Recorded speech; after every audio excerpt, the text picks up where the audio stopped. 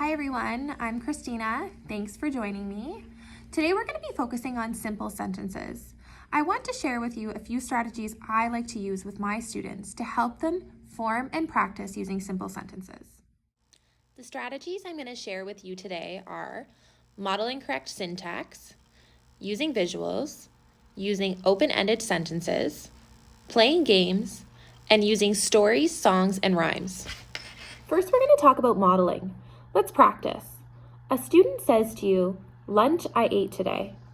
You can model correct syntax by replying to them, "You ate lunch today? What did you eat?"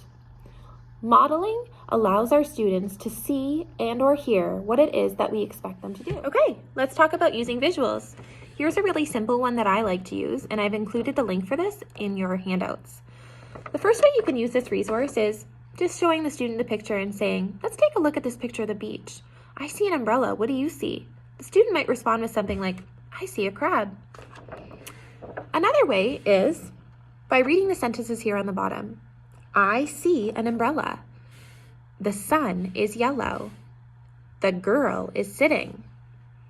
And the girl is under the umbrella.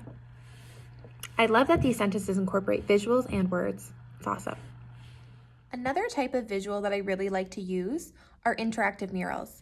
And the one I'm going to show you today can be found on thelisteningroom.com.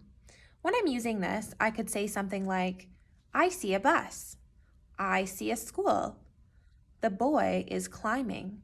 The girl is swinging.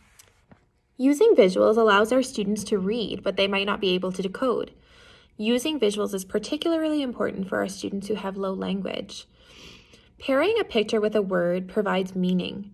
Pictures also help generate language and conversation. They are great prompts and can be used for teaching descriptive language and prepositions.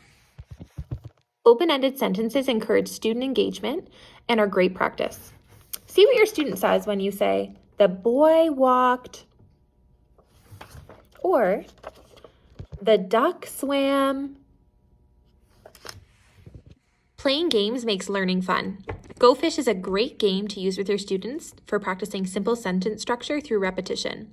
What that might sound like is, I have 2 tigers. Do you have 2 tigers? No, I don't have 2 tigers. Go fish. Or yes, I do have 2 tigers.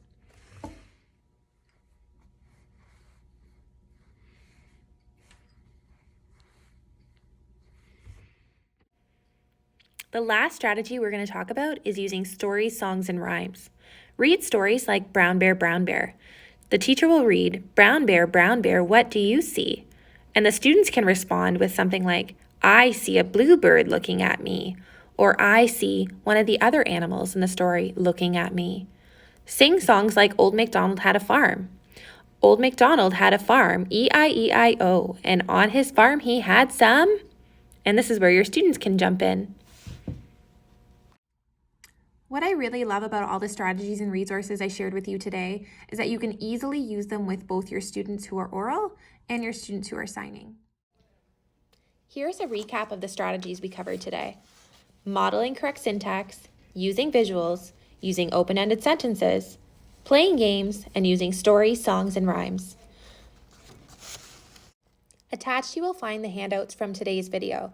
I've included all the links to the resources I used, plus a website that gives you step-by-step ways you can teach syntax to kids.